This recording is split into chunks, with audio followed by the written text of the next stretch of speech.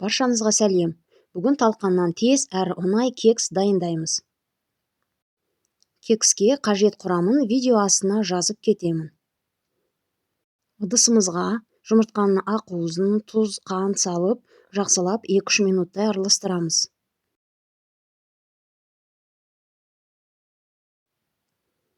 Үстінен ерітілген сары май құямыз. Артынан талқан мен ұнды салып, жақсылап тағы да бірлес араластырамыз. Қопсытқышпен ұсақ туралған жаңғақты қосамыз да, жақсылап тағы да бірлес бәр массамызды араластырып шығамыз.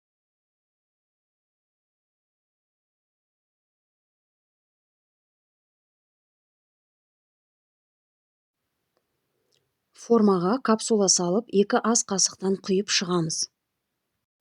180 градуста қызып тұрған пешке 20-25 минутке қоямыз.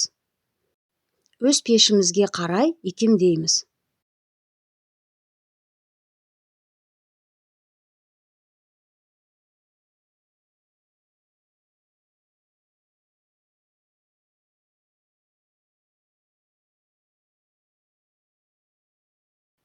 Осындай дәмді және әдемі кекс болып шықты.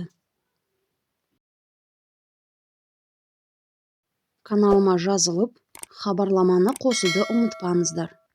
Баршаңызға ас дәмді болсын.